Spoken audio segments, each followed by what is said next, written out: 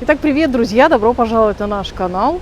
Сегодня я вам расскажу, как в Испании празднуются, отмечаются рождественские праздники. Давно я хотела об этом вам рассказать. Так что, если вам нравится Испания, если вас интересуют праздники испанские, оставайтесь, смотрите это видео дальше. Надеюсь, оно будет вам интересно и полезно. Итак, друзья, рождественские праздники здесь длятся с 24 декабря по 6 января. У детей в школах в этот момент рождественские каникулы, дети в школу не ходят.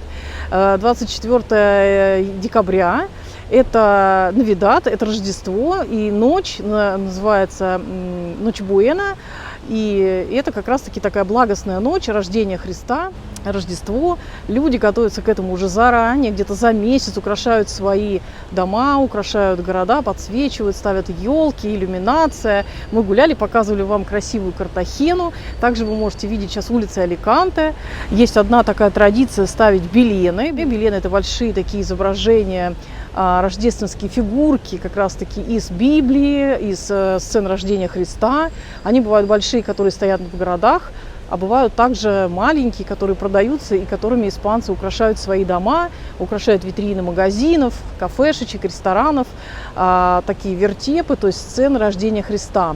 Так, Испания, как любая другая католическая страна, у них, конечно, больше всего уделяется празднованию Рождества, в отличие от нашей страны, где мы готовимся всегда к Новому году, накрываем салатики оливье, делаем много разных вкусностей, то есть мы ждем Новый год. Вот точно так же они празднуют Рождество, готовятся, естественно, готовят разные блюда. Как нам рассказывали, это тоже может быть индейка, утка, свинина, говядина, различные супы. Все зависит, кухня, гастрономия зависит от того региона Испании. Есть какие-то супы в разных регионах, в общем, свои блюда, ну и предпочтения в конкретно взятой семье. То есть, может быть, это рыбные блюда, то, что люди предпочитают. Но всегда на столе хамон, всегда на столе кава, испанское вино и на десерт, конечно же, различные сладости, в том числе туроны, различные печеньки. В общем, все это есть уже в магазинах, все продается заранее. Люди покупают, конечно же, подарки, готовят их своим родственникам. Это семейный праздник. Они празднуют в семье, множество подарков продаются уже упакованные, где за 100 евро и больше, где можно купить подарочки с хамоном, с кавой, с вином, с различными колбасками, сладостями и так далее. Конечно же, они делают эти подарки, собирают с родственниками, дарят это все, они не забывают и про детей, детям тоже покупают подарочки, красиво упаковывают. В общем, хороший, счастливый, семейный, добрый праздник, красивые улицы и все. Уже ждет, все здесь уже в ожидании Рождества, потому что сегодня 21 декабря, 24 начинается этот праздник. Итак, сейчас мы вам расскажем, какой суп готовят вот здесь. Это мы, в общем-то, увидели в магазине, и Алексей прочитал про этот суп. Возможно, мы его будем скоро готовить. Обязательно. А пока расскажи, как он называется и что это за суп. Это рождественский бульон, называется кальдо де навидад. Готовится он в течение 10 часов и очень долго вываривается свинина, говядина и кура с овощами. Потом все это дело убирается и вот таким образом подается. Мы этого секрета рассказывать вам не будем, потом вы увидите в отдельном ролике. Очень интересный рецепт и интересный суп получается белого цвета, как молоко. Этот суп, друзья, мы, кстати говоря, нашли в Лиделе, он продается. В Лиделе, да? Да. В Лиделе. Также мы запаслись тоже всякими вкусняшками, туронами, винными колечками, разными печенюшками, теми вкусняшками, которые подают на десерт здесь, в Испании. Ну а теперь как они празднуют Новый год? Новый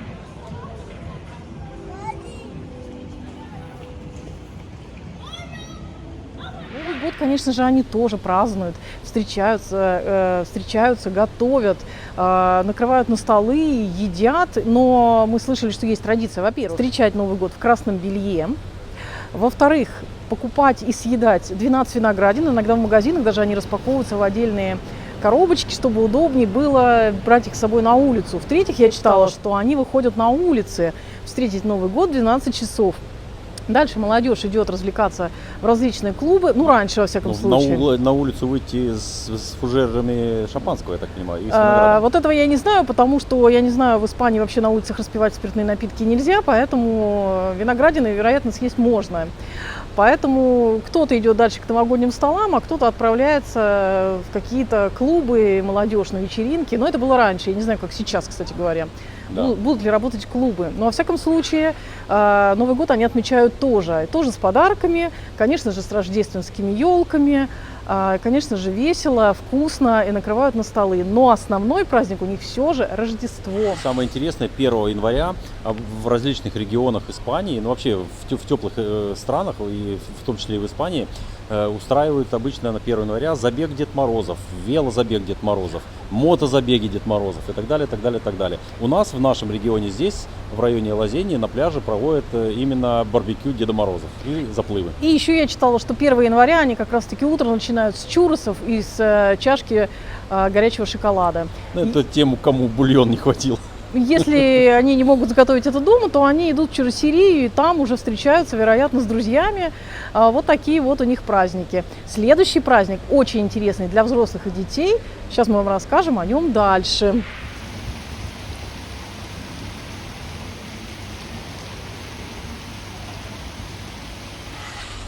Ну и еще один не менее интересный праздник, который празднуют в Испании 5 января. Это праздник Трес Магус, то есть когда 3 волхва, они приходят, приплывают здесь обычно они по воде, приходят с севера, да? Ну, наверное.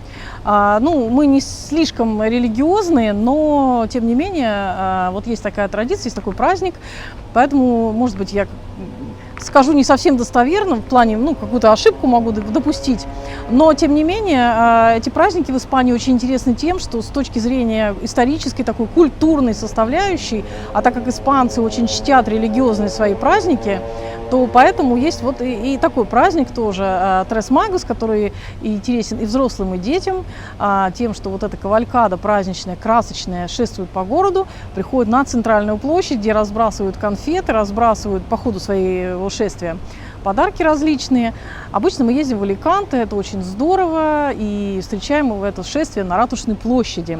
Различные компании представляют свои продукты, некоторые кидают мячики, интересные различные игрушки, а некоторые агентства недвижимости кидают даже ключи от квартиры.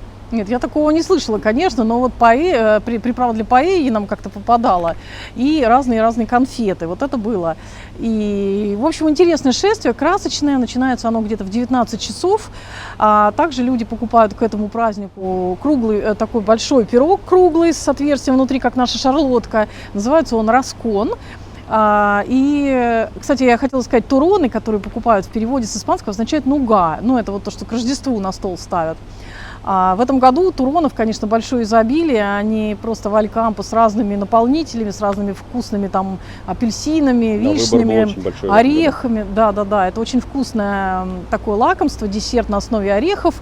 Вот. А к Трес Магусам они покупают расконы. В них спрятаны 2 фигурки интересные, фигурка короля и Боб. То есть те дети, которые плохо себя вели, может быть, им попадается фигурка вот такая баба. А тот, кто хорошо вел и кто будет королем на следующий год, тому фигурка короля попадается. И мы тоже каждый год, конечно, покупаем такие пироги. В общем, это очень здорово, интересно. Обычно, как нас научили французы, это делается так. Самый младший в семье садится под стол, старший кто-то разрезает пирог и спрашивает, кому. И младший из-под стола, не глядя, должен называть всех членов семьи, которые там присутствуют.